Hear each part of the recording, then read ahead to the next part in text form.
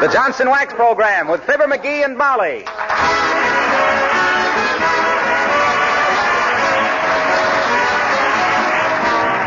Makers of Johnson's Wax and Johnson's Self-Polishing Glow Coat present Fibber, McGee, and Molly, written by Don Quinn, with songs by the King's Men and music by Billy Mills Orchestra. The show opens with Great Day.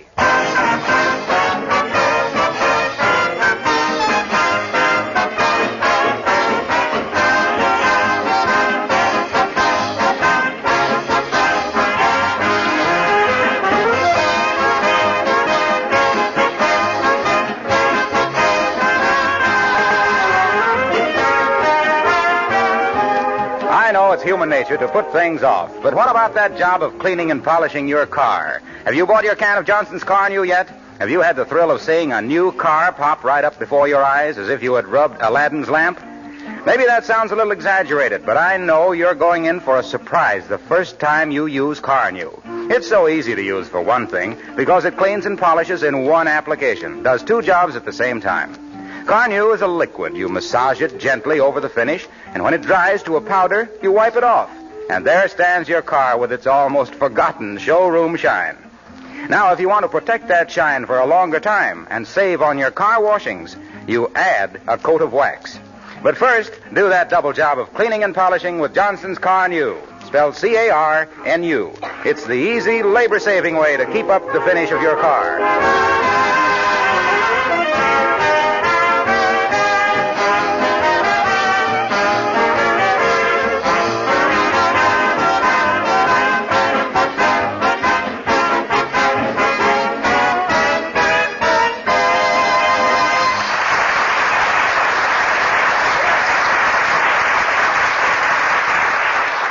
They say a well-groomed woman gives her tresses 100 strokes with a hairbrush every night before retiring. And it must work, too, because McGee's horse, Lillian, is simply radiating charm and beauty these days. And here in the garage, giving their handsome hay burner the brush off in a nice way, we find Fibber, McGee, and Molly.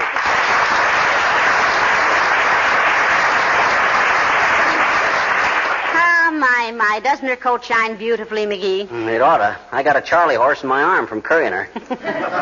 Charlie, let me introduce you to Lillian. Lillian, this is Charlie. You two horses ought to know each other.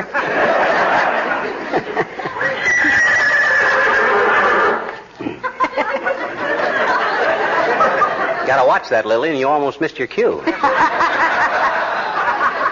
Isn't she sweet? Look at her wag her tail, McGee. She's happy. In horses, Mrs. McGee, that ain't happiness. That's flies. Oh, hold still, you big corn cruncher. Hey, Molly, haven't we curried her long enough? Oh, I think so. And she looks lovely, too. Though a little fat, I'd say. Yeah, she's hippie but happy. Hand me your blanket, will you? Kind of a draft blowing through here. You know, I don't think this blanket is big enough, McGee. Her legs must get awfully cold. Well, what do you think we ought to do? She'd look awful silly in long underwear. Well, she does need a bigger blanket, though. Yes. Mother's it the baby that's told, doesn't she? Wudgy. Oh, quit talking baby talk to her, Molly. Next thing you know, she'll be wanting me to sit on my lap and listen to the Three Bears. Her to sit on my lap. Where are you? Who's that? It's Mrs. Uppington, I think. Ah, yes. I should have recognized that sweet voice. I hear it in my dreams. Every time I eat too much lobster salad. Now, listen, she isn't so bad, McGee. She's just afflicted with too much money. Old Dr. McGee could cure that affliction with one rousing game of poker. What do you say we have the old... Mrs. McGee, are you there? Out here in the garage, Abigail. Now, be nice, dearie. Okay, I'll kiss her hand and curtsy. And if the old moose hello there, Abigail. How do you do, Mrs. McGee? And Mr. McGee. Hi, Uppy. Get away from me, you big ox. I haven't got any sugar. Please, Mr. McGee. I did not come here to ask. Oh, he didn't mean you, Abigail. He was talking to Lillian. Yes. Yes, have you met Lillian, Uppy? Lillian, dear, this is Mrs. Abigail Uppington, the big splash in the finger bowl set. Uppy, shake hands with her. I'd like to have you meet our adopted daughter, Lillian. Lillian and I have met, Mr. McGee, and I think she's very, very charming. I love horses. Uh-huh. In fact, I was quite a horsewoman in my day. They used to say I rode like a centaur. Like a what? A centaur. That is a mythological figure, Mr. McGee. Half man, half horse. Oh, really? Well, which half? McGee.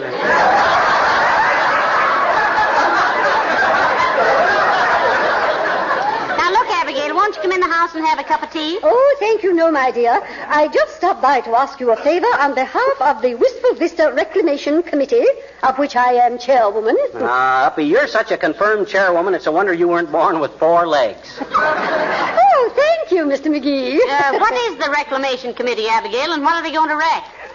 Well, we are putting on a campaign, Mrs. McGee, asking citizens to look through their homes for any material which might be useful to the government in this emergency. Oh. Old metal, paper, rags, all that sort of thing. Oh, here's a folder about it. Okay, Uppy, but I don't think we got much of that kind of stuff. McGee, how about the hall closet? You think there might be something in there? I have a sneaking suspicion that we might find an ounce or two that we might spare. What do we do with it, Abigail? Oh, just pile it up outside. I shall have our truck call for it at 4 o'clock. Well, we'll get it at it right away, Uppy. We're about through with Lillian anyway. I must say, you keep her looking very well. I tell you, we curry and brush her for 2 hours every day, Abigail. You see how her coat shines? Oh, yes, there is nothing like it, Mrs. McGee. Personally, I brush my hair at least an hour a day. Well, some horses need more care than others, Uppy. Now, please. Mr. McGee, I am not a... well, goodbye, Mrs. McGee.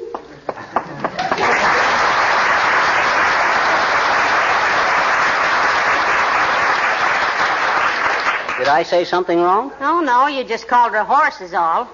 Nothing to be offended about. She should be offended about that. It's Lillian that ought to be hurt. Hey, Lillian? Yes, does Daddy's itty baby think nasty old woman? McGee. Huh? Oh. Well, let's get out that closet, Molly, and get it.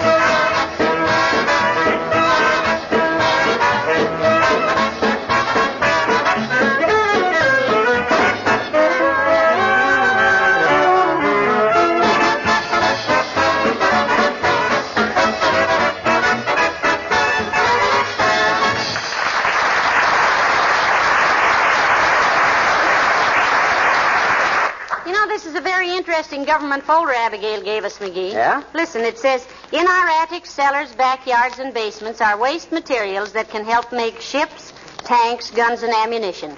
Salvage now for victory. Well, come on, McGee, let's get busy. Okay. I'll be glad to get that closet cleaned out. Yeah, me too. Oh, okay, open her up. No, you open it. No, you open her. I opened it the last time. Yeah, but you can jump out of the way quicker than I can. Well, okay. Here goes. Well. There, you see? No cause to be alarmed because... Straighten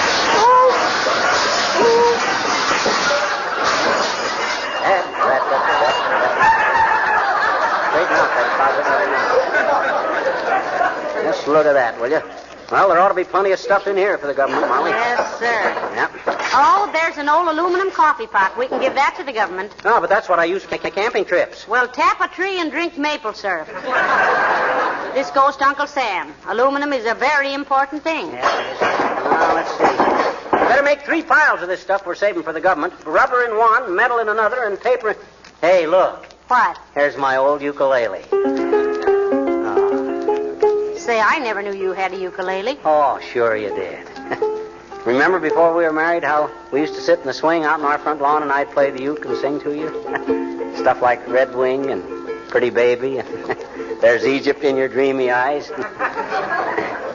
What's the matter? What you looking at me like that for? McGee, give me that ukulele. Okay, here. But it needs to be tuned up before you can expect... Hey! Hey! What's the idea of busting it up, Molly? Haven't you got any sentiment? Not for this. Huh? The only swing on the front lawn in our neighborhood belonged to that red-headed Dixon girl down the street, and that wasn't Egypt in her dreamy eyes. That was mascara.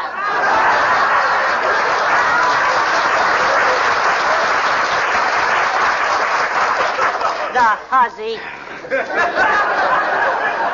Oh, my gosh. Oh, well, I never liked her very much anyway. Honest? Nah, her swing squeaked. Hey, here's your old portable sewing machine, Molly. That's good for 30 pounds of metal. Oh, and here's a pile of old magazines. Yeah. Well, the Police Gazette. Oh, I'll take those, Molly. I was planning on joining the police force once. You don't say. Yeah. Well, hello there, folks. What goes on? Hello, Mr. Wilcox. Hi, Harlow. We're cleaning out the hall closet. We're sorting out some things that the government can salvage. Want to pitch in and see what you can find, Mr. Wilcox? Yeah. We got everything here but the kitchen. McGee, there it is. What? The kitchen sink over in the corner there. Well, darned if it ain't. Well, that's another 20 pounds of iron. Well, I'll just go away quietly and leave you two to your memories and old umbrellas. I wouldn't want to...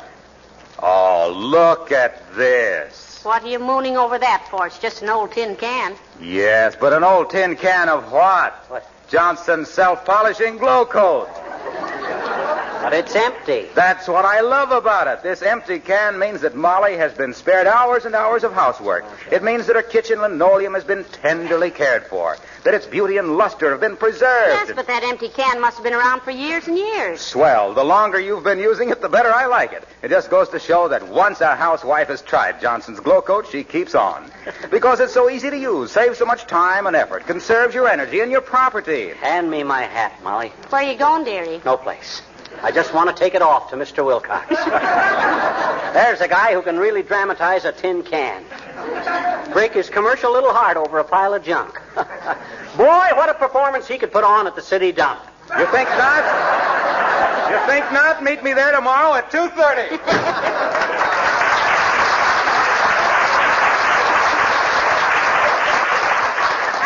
I ever knew another man who was quite so sold on his job, McGee. Me either. Ever notice that little bare spot in the back of his head? Is he getting bald? No, his hair is just worn off there. He uses a can of Glow Coat for a pillow. Well, come on, let's get busy. We ain't made a dent in this stuff yet. Hey, where are you going, Ma? I'm going to put on an old house dress. This stuff is too dusty to handle. Oh. Now, you keep busy, dearie, and I'll be back in a minute. Okay. Oh. Boy, what a family can accumulate in a few years. What's this? What's this? Ashtray from the Sherman Hotel in Chicago. So that's where I stayed during that Legion convention.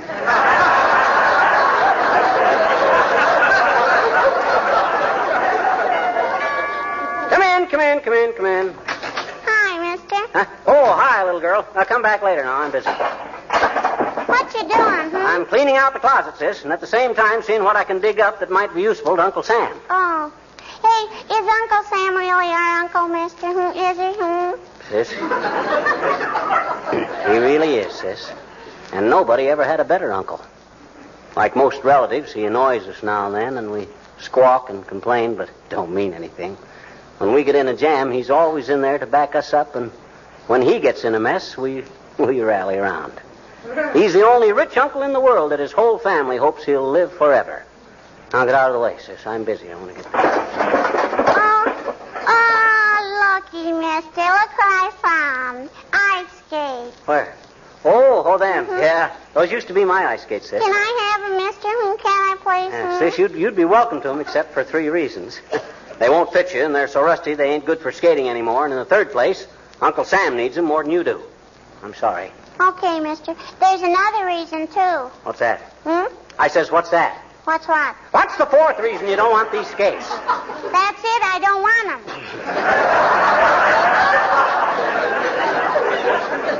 them. And why did you ask for them?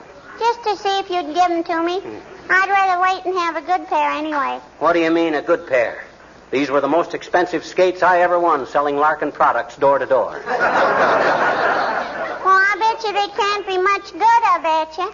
My daddy said so. Your daddy didn't even know I ever had a pair of skates. Well, he must have. He said they were no good. I don't... Now, let's get this straight, sis. What was your immediate paternal forebear Dumb's comment regarding these Mill Pond moccasins? Say that again? I says, what did your old man say? He said McGee's were the cheapest skates he ever saw. Go on, mister.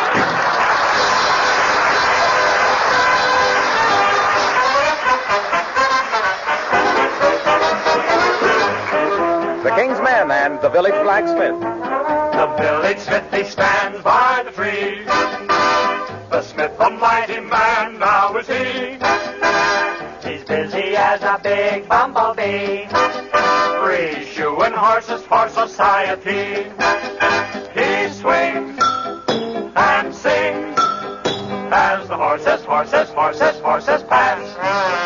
He does because when he swings the anvil chorus, all the horses laugh. For just as every dog has his day, the smith is back again now to stay. And the muscles in his hands are as strong as rubber bands. And the village smithy stands by the tree. The smithy stood for years by the tree, but now he's up in society. Since rubber went on priority, he's bigger than you figure he could be.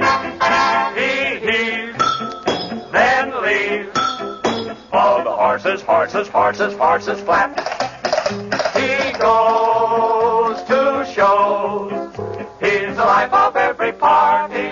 In the high silk hat, that money in his pants. Hey, hey, just shoeing horses got him that away. And you're gonna see his name written in the Hall of Fame. That's how famous he became by the tree.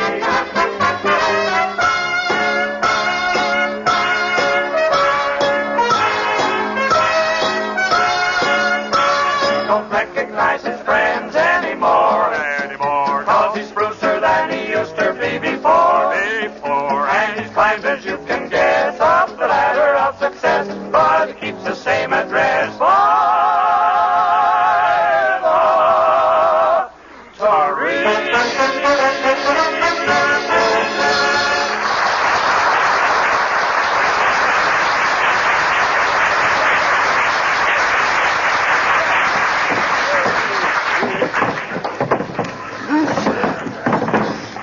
Well, the truck is almost loaded, Molly. How much more stuff we got? Well, not much. Just the old dress form and your old golf clubs and the magazine and some little stuff. Say, I wonder if I can't still use those golf clubs. What was your score the last time you played? No, I guess I don't need them anymore. Here's your dress form, Molly. Thank you, dearie. Boy, what a load of junk. Oh, the truck is way down on its springs now. Hey, where'd that driver go? He's out in the garage talking to Lillian. Wonder he wouldn't stick around and lend a hand. Oh, here's the magazines. Say, what's this thing, McGee? Oh, that's my old steel helmet from the last war. I bet the government will be glad to... I bet the government will be glad to get that. I made it. Well, I don't know, McGee. This helmet's got an awful dent in the top of it. I'll say it has. That helmet saved my life in the last war. Oh, get hit by a bullet? No, bumped into a stump. I was crawling out of a... Oh, look who's coming. The trivia. Oh, well, let's not get into one of those silly arguments with him, will you? Oh, come on. Let's do him good. Hi, La Trivia. Hello, McGee. Good day, Mr. McGee. What are you doing up in that truck? Oh, just loading some junk into it, Mr. Mayor. We just cleaned out the closet. Well, why doesn't McGee get up in the truck and let you hand him the thing? Now, you mind your own business, La Trivia. Molly's the kind of a woman I always like to look up to. Here, Molly. Catch. Can I help? No, thank you, Mr. Mayor. We're nearly through now. Very well. I just came by to ask if you subscribe to Liberty Magazine. Oh, yes, we do, Mr. Mayor. But if you're working your way through college, we'll be glad to see that you get a I'm not working my way through college, Mr. McGee. I merely wish to tell you that in tomorrow's issue of Liberty, there will be a 4-page article about you and Mr. McGee. Honest, La Trivia? As honest as it could be, I suppose, considering it's a family magazine. Well, thank you, Mr. Mayor. We'll be looking for it. And I might have known you weren't working your way through college. Well, as a matter of fact, Mrs. McGee, I did work my way through college. Interfere with your college work any, Latrice? No, not a bit. In fact, I was particularly active in the Glee Club. Oh, well, here we go again. So you belonged to a Glee Club, did you, Mr. Mayor? That must have been fun. It was. We had some splendid singers. I suppose they sang on account of being so gleeful. No, because they belong to the Glee Club. A Glee Club is formed for the purpose of group singing. Oh, I always sing when I'm happy to, but I don't have to belong to a club to do it, Mr. Mayor. I didn't either, Mrs. McGee. I joined the Glee Club because I like to sing. But a Glee Club is not necessarily gleeful. You mean they were unhappy? Why should they be unhappy? Why shouldn't they be? No, they should be. I mean, no, they shouldn't be. What has their happiness got to do with it? Now, that's a fine attitude, Latrivia. Not to care whether your own club is happy or not. Why, when I went to high school... I am merely trying to explain that the term Glee Club has nothing to do with glee. Is that clear? Oh, I see what you mean. Like if you belong to the Elks, you don't necessarily have to give all your friends one of your front teeth. That's exactly what...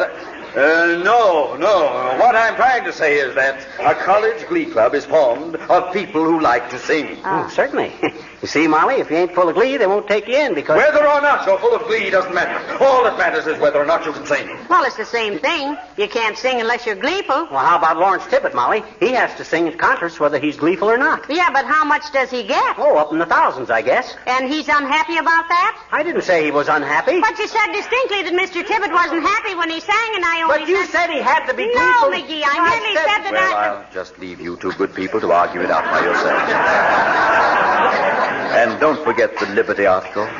A good day. So long, Latrivia. Goodbye, Mr. Mayor.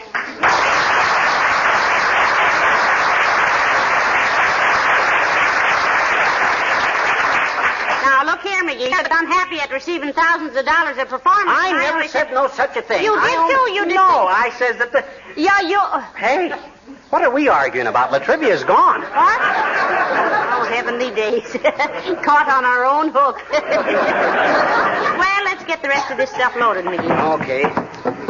There. Is this all the stuff, Molly? Any more in the closet? No, it's all out here, McGee. Fine. That closet was as empty as a threat to Joe Lewis's title. Okay. But Uncle Dennis said... Oh, Uncle Dennis. I get tired of hearing about that guy. When's he going to move out? Now, listen, don't you talk like that about Uncle Dennis. He's never done anything to you. No, except he eats more than Lillian and sleeps more than Rip Van Winkle. He's a regular parachute. No, you mean parasite, dearie. A parachute is a big thing that gets full of air and lets you down easy. That's what I say. Uncle Dennis is a regular parachute. Oh, hi, Wimple. Oh, hello, Mr. McGee. Hello, Mrs. McGee. Hello, Mr. Wimple. We'll be through here in just a minute. Hand me that last little pile of things, McGee. Here you are. Up. There, now that's all. Help me down, dearie. Okay, grab my hand. That's it. My goodness, what on earth are you folks doing? We just cleaned out our hall closet, Mr. Wimple. We're sending a lot of old metal and rubber and paper to the government. Oh, that's splendid, Mrs. McGee. I went down this morning and tried to join the Marines. Oh. Sweetie Face went with me to give her consent. Oh. Did they take you, Wimp? No. They said my eyes were too weak and I was anemic and underweight and overage and I wasn't tall enough. Well, that's too bad, Mr. Wimple. No. It came out all right. Oh. They accepted Sweetie Face. You mean Sweetie Face is in the Marines now, Wimp? Just as an instructor, Mr. McGee. Oh. She's going to teach them how to box and wrestle and do jiu-jitsu. She demonstrated to them how to disarm an opponent, stun him with a blow on the neck, and knock all his teeth out. Heavenly days, that must have been impressive. Oh, indeed it was. By the way, can you recommend a good dentist? Go see Doc Cottam, Wimp. Tell him I sent you. So Sweetie Face used you as an example of how to treat an enemy, eh? Oh, she certainly did, Mr. McGee. And then the recruiting officer asked Sweetie Face if she knew anything about bayonet fighting. And what did she say? I don't know, Mrs. McGee. I jumped out the window.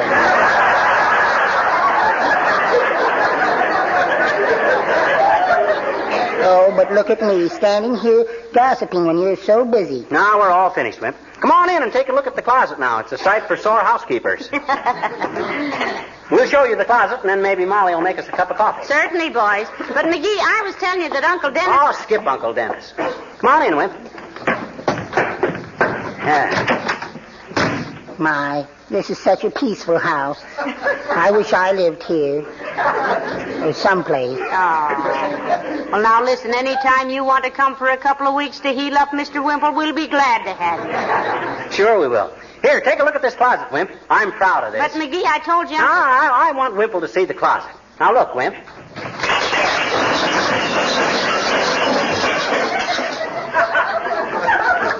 Well, what in the... I've been trying to tell you, McGee. I've been trying to tell you all the time. When Uncle Dennis saw that bare closet, he moved all his stuff in there.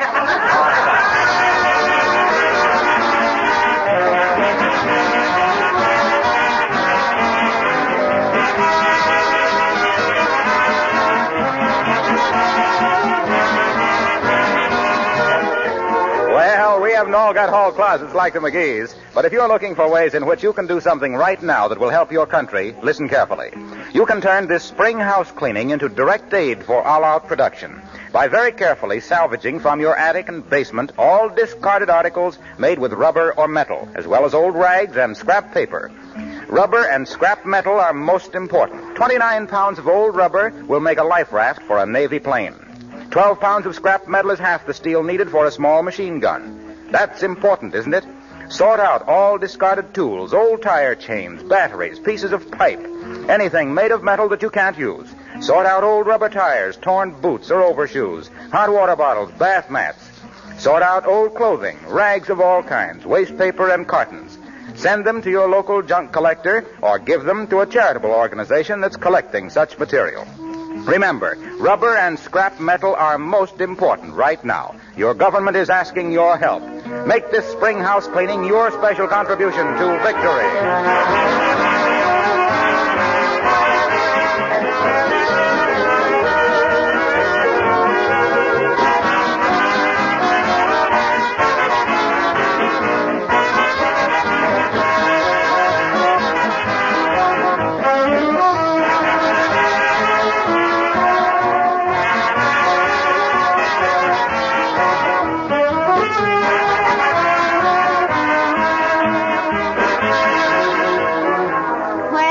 That job is done, and you certainly have worked hard, McGee. I'll say that for you.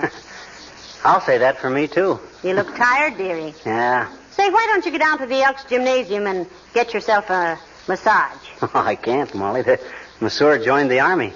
He did? I thought he was way over age. Well, he is, but I guess the government wants any old rubber it can get. Oh. Huh? I said, oh. Oh. Good night. Good night, all.